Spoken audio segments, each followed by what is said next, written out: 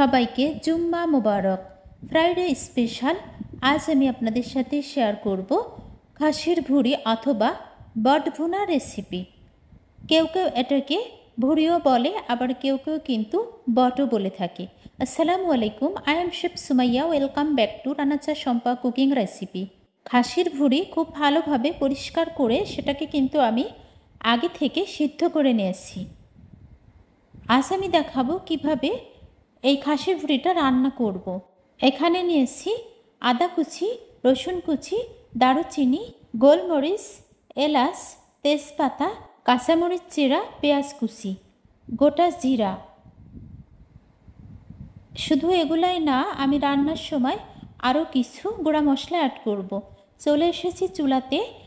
গরম কড়াইয়ে দিয়ে দিয়েছি আমি 1 কাপের থেকেও কম পরিমাণে সরিষার তেল। আর তেলের পরিমাণটা কম দিয়েছি কারণ খাসির ভুঁড়িতে কিন্তু অনেক বেশি চর্বি রয়েছে। এবার আমি এই মশলাগুলোকে দিয়ে দিলাম। এগুলোকে আমি 2 থেকে 3 মিনিটের মতো ভেজে নেব। আপনারা যারা যারা আমার ভিডিওটি দেখতেছেন কিন্তু এখনও লাইক দেন নাই, আমার ভিডিওটির কোনো অংশ যদি ভালো লেগে থাকে অবশ্যই একটা লাইক দিয়ে দেবেন, কারণ আপনাদের একটা লাইক আমার ভিডিওটা শেয়ারের জন্য কাজ করবে। 2 থেকে 3 মিনিট আমি ভেজে নিয়েছি।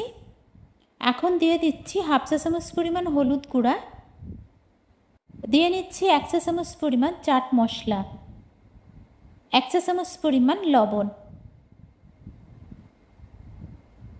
এবার আমি মশলাটাকে কষিয়ে নেব। এভাবে যদি গোটা মশলায় খাসির ভুঁড়ি ভুনা করা যায় তার টেস্ট কিন্তু অসাধারণ হয়।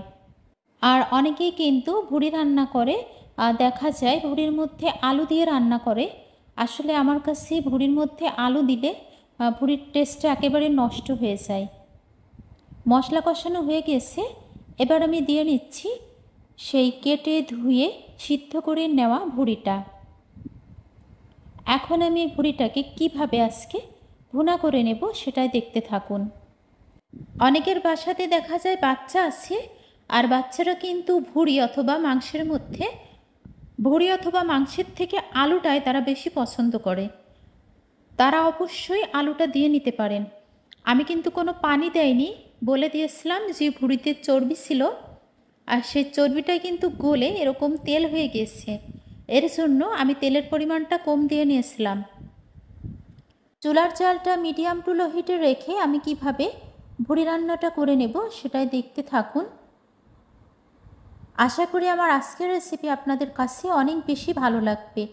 আমার কাছে কিন্তু ভুঁড়ি রান্না অনেক ভালো লাগে, আর আমি যেভাবে রান্না করছি আপনারা একদিন বাসাতে ট্রাই করতে পারেন। আশা করি আপনাদের কাছেও এটা অনেক বেশি লোভনীয় মনে হবে। আর কথা বলতে বলতে কিন্তু ভুঁড়ি থেকে একেবারে তেল ছেড়ে এসেছে। এখনও আমি 10 মিনিটের মতো জাল করে তারপর কিন্তু এই ভুঁড়িটাকে নামিয়ে নেব। আর এভাবে যদি পানি ছাড়া ভুঁড়ি ভুনা করা যায় তার টেস্ট কিন্তু জাস্ট অসাধারণ লাগে। এই ভুঁড়িটা আপনারা ভাত, রুটি, পরোটা, খিচুড়ি, লুচি যে কোনো কিছুর সাথে মজা করে খেতে পারবেন। আর এই রেসিপিটা তৈরি করলে আপনার বাসার কিন্তু বিশেষ করে বাচ্চারা এতটাই পছন্দ করবে বলার মতো না। ভুঁড়ি রান্নাটা কিন্তু একদম পারফেক্টভাবে হয়ে গিয়েছে। এই পর্যায়ে আমি চুলার জালটা অফ করে দেব। কালারটা কিন্তু খুব দারুণ হয়েছে। আমার আম্মু ভুঁড়ি রান্না করলে কিন্তু এভাবে গোটা মশলা দিয়েই ভুঁড়ি রান্না করে। আম্মু বলে কিছু গোটা মশলা দিলে ভুঁড়ির টেস্ট অনেক ভালো আসে। আর আমার আম্মুর থেকে শিখে নেওয়া আমার এই রেসিপিটা। আপনারা অবশ্যই খেয়াল করেছেন আমি খুবই অল্প মশলাতে কিন্তু আজকের খাসির ভুঁড়িটা ভুনা করে নিচ্ছি। অল্প মশলাতেই অনেক বেশি মজা হয় এই রেসিপিটা। এবার আমি একটা সার্ভিং ডিশে উঠিয়ে নেব। আর আপনারা যারা এখনও বাসাতে এভাবে ভুঁড়ি ভুনা ট্রাই করেন নাই অবশ্যই কিন্তু ট্রাই করবেন। আর কমেন্ট বক্সে জানাবেন আপনাদের কাছে রেসিপিটা কেমন লেগেছে। দেখতেই পারছেন কতটা দারুণ হয়েছে খাসির ভুঁড়ি ভুনাটা। আমার রেসিপি যদি ভালো লাগে অবশ্যই আমার চ্যানেলটি সাবস্ক্রাইব করে আমার পাশেই থেকে যাবেন। আর যারা যারা আমার চ্যানেলটি সাবস্ক্রাইব করেছেন তাদের সবাইকে অসংখ্য অসংখ্য ধন্যবাদ। এই পর্যন্ত যারা এখনও আমার রেসিপিটার সাথে আছেন তাদেরকে অনেক অনেক ভালোবাসা। লোভনীয় এই খাসির ভুড়ি ভুনার রেসিপিটা আপনাদের কাছে কেমন লেগেছে সেটা কিন্তু অবশ্যই আমাকে কমেন্ট বক্সে জানাবেন। সবাই ভালো থাকবেন, সুস্থ থাকবেন। ফিরে আসবো ইনশাল্লাহ আবারও নেক্সট কোনো রেসিপি নিয়ে। আসসালামু আলাইকুম, আল্লাহ হাফিজ। Thanks for watching. দয়া করে খাবার নষ্ট করবেন না। Please don't waste food.